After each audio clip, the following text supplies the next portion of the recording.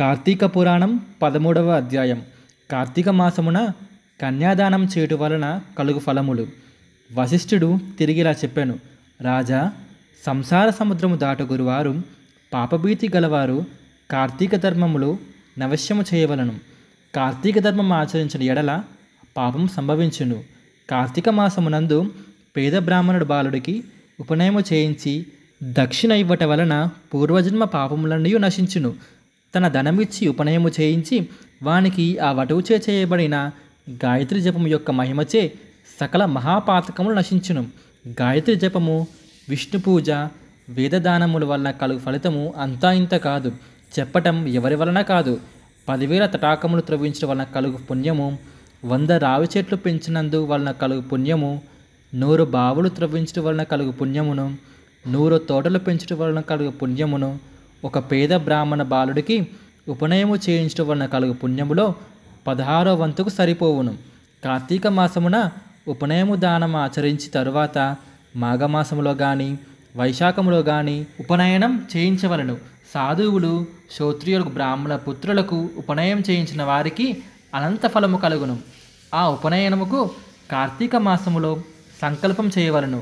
పరద్రవ్యము వలన తీర్థయాత్ర, దేవబ్రాహ్మణ సంతర్పణ చేయుట వలన ఆ పుణ్యము ద్రవ్యదాతకు లభించును. కార్తీక మాసమున కన్యాదానం మొసుగువాడు పాప విముక్తుడవుడు. అతని పితరులకు బ్రహ్మలోకం ప్రాప్తించును. దీనికి సంబంధించిన కథ ఒకటి ఉన్నది, చెప్తాను వినుము. కన్యాదాన మహిమ. పూర్వము వంగాదేశములో సువీరుడు అను ఒక క్షత్రుడు ఉండెను. అతడు మహా దుర్మార్గుడు. లేడీ చూపుల వంటి చూపుల గల ఒక సుందరి అతనికి భార్యగా ఉండెను. కొంతకాలముకు సువీరుడు దైవయాగముచే దయాదుల వలన ఓడింపబడి రాజభీష్టుడై సతీ సమేతగా అరణ్యముకు పోయి నర్మదా నది తీరమున ధనము లేక చాలా కష్టపడుచుండెను. ఆ అరణ్యమందు ఆ రాజును అతని భార్యయు కందమాల ఫలములు భక్షించుచు కాల అతి కష్టముగా గడుపుచుండరి. అట్లా జరుగుచుండగా ఆ రాజు భార్య గర్భవతి అయ్యి చక్కని కన్యను కనెను. సువీరుడు ఆ కన్యను చాలా కష్టపడి పెంచి పెద్ద చేసెను. క్రమముగా ఆ బాలికకు 8 ఏళ్ల వయసు వచ్చెను. ఆ కన్య యొక్క అందచందములు కని ఒక మునికుమారుడు సువీరుని వద్దకు పోయి, నీ పుత్రికను నాకిచ్చి వివాహము చేయమని కోరెను. సువీరుడు అతని మాటలు విని, మునికుమారా, నేను దరిద్రుడను. నేను అడిగినంత ధనం ఇచ్చిన వారికే నా పుత్రికనిచ్చేదను అని చెప్పాను. రాజు మాటలు విని మునికుమారుడు పుత్రికపై గల కోరిక విడవలేక నర్మదా నది తీరమున తపస్సు చేసి విశేష ధనము సంపాదించి రాజుకిచ్చెను. మునికుమారుడు ఇచ్చిన ధనము తీసుకొని రాజు మికిల్ని ఆనందించెను. తర్వాత తన పుత్రికను ఆ మునికుమారుడికిచ్చి ఆ అరణ్యమందు వివాహము గావించెను. వివాహము కాగానే ఆ కన్య తన భర్తయగు మునికుమారుని వద్దకు పోయి సుఖముగా జీవించుచుండెను. రాజు మునికుమారుడిచ్చిన కన్యా విక్రయము ధనముతో ఆ అరణ్యమందు సతీ సమేతంగా జీవించుచుండెను. కొంతకాలము అట్లా గడిచిన తర్వాత రాజు భార్య మరి యొక్క పుత్రికను కనెను. రాజు బాలికను చూచి, ఈసారి ఈ కన్యను విక్రయించినచో విశేష ధనము లభించును. దానితో మా జీవితములు హాయిగా గడిచిపోవునని తలచి ఆనందించుచుండెను. రాజు ఇలా తలచుచుండగా దైవావశం ఒక యతీశ్వరుడు ఆ అరణ్యంకు వచ్చి రాజును చూచి, ఓయి, నీవెవ్వడవు? ఈ అరణ్యమందు ఎలా ఉంటివి అని అడగగా సువీరుడు తన పూర్వ వృత్తాంతమంతయు ఆ యతీశ్వరుడుకు చెప్పెను. ఆ రాజు కన్యా విక్రమ ధనముతో జీవించుండెనని సంగతి విని ఆ యతీశ్వరుడు అతనిని చూచి, రాజా, ఎంత తెలివి తక్కువ పని చేసితివి. కన్యాద్రవముచే జీవించువాడు ఆసిపత్ర వనమున నరకమునందు అనేక బాధలు పొందును.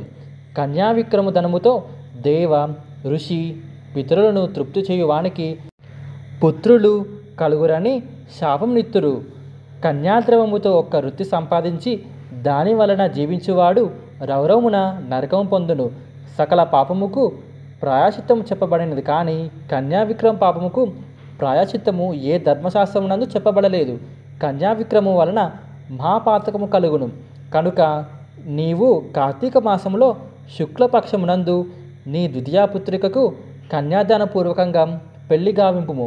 కార్తీక మాసమునందు కన్యాదానం ఆచరించేవాడు గంగానది సమస్త తీర్థము స్నానము చేసిన వాడి పొందినట్టి ఫలము పొందును అని చెప్పగా రాజు ముందు వెనక ఆలోచించక మూర్ఖుడై, ఓ బ్రాహ్మణుడా, పుత్రదారదులు గుహక్షేత్రాదులు ఉన్నందుకు దేహముకు సుఖము కలిగించి భోగించవలను. కానీ ధర్మమని, పుణ్యమని, దానమని, ఫలమని ఆలోచించడం ముఖ్యము కాదు. ఇట్లా ధనం అర్జించి భోగించడం ముఖ్యము. కనుక ఈయన ద్వితీయాపుత్రికను విశేష ధనమిచ్చి వానికిచ్చి ఆ ధనముతో సుఖభోగములు అనుభవించదను. నా సంగతి నీకెందుకు, నీ దారిన నీవు పొమ్ము అని కఠినముగా పలికెను. యతీశ్వరుడు అతని మూర్ఖత్వముకు చింతించి తన దారిన పోయెను. పిమ్మట కొంతకాలముకు ఆ రాజు మరణించెను. యమదూతలు ఆ రాజును పాశముతో కట్టి యమలోకము తీసుకొని పోయిరి. యముడు అతని చూచి కండ్లెర్ర చేసి అనేక బాధలు పెట్టించి తుదకు అతనిని పితరులను కూడా ఆసుపత్రి వనమున పడివేయించెను. ఆ పాపాత్ముని కారణంగా అతని వంశకు చెందిన శత్రుకీర్తి అనే రాజు కూడా ఆసుపత్రి వనములో పడివేయబడను. శత్రుకీర్తి సకల ధర్మమును చక్కగా ఆచరించి 100 యజ్ఞములు చేసి స్వర్గముకేగి ఇంద్రాది దేవతలచే సేవింపబడుచుండెను. అట్టి పుణ్యాత్ముడు శత్రుకీర్తి తన వంశమునందు సువీరుడు చేసిన ఘోర పాతక విషయం వలన స్వర్గము నుండి నరకముకు తోయబడిన వాడై అనేక బాధలు అనుభవించుచు ఒకనాడు యమధర్మరాజును చూచి, ధర్మరాజా, ఏ పాపము చెయ్యని నాకీ నరకము ఎట్లా? సమస్త ధర్మములు ఆచరించి స్వర్గమును పొందితిని. స్వర్గమునందు నాకీ నరకం ఎట్లా కలిగినది? దీనివలన ఋషీశ్వరులు చెప్పిన ధర్మములన్నయూ వృధా అయినవి కదా అని అడగగా యముడు ఇలా చెప్పాను, శత్రుకీర్తి, నీవు మహాపుణ్యం అర్చించిన వాడవన్నమాట నిజమే. కానీ నీ వంశమునందు పుట్టిన సువీరుడు దుర్మార్గుడు కన్యద్రవముచే జీవించెను. ఆ పాపం వలన వాని పితరులైన మీరు పుణ్యమర్చించిన స్వర్గమునందు వారెవరున్నా నరకముకు తోయబడినారు.